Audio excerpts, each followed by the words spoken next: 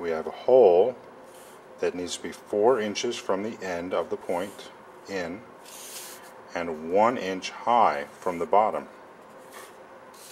So I want 4 inches from the point. Take my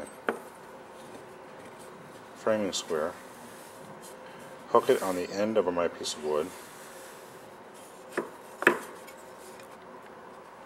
and mark this at 4 inches.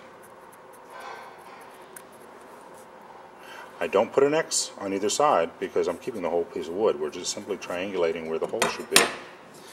Now the hole wants to be 1 inch away from the edge.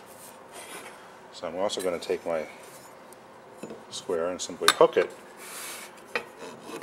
like so to the edge of the wood, line it up to my mark, and measure in 1 inch.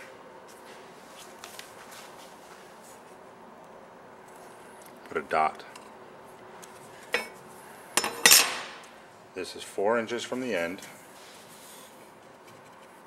4 inches this way, and 1 inch down.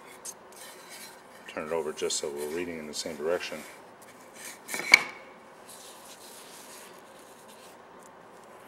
Four inches in, 1 inch. This is 4 inches in and 1 inch.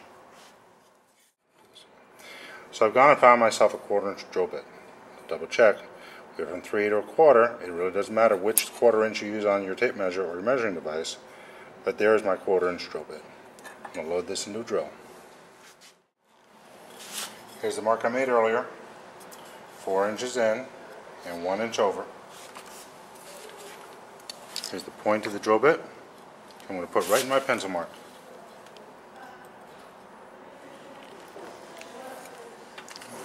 Double check that you're straight up and down.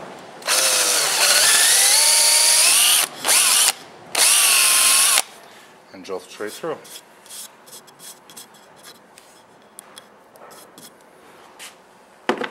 And there's the hole.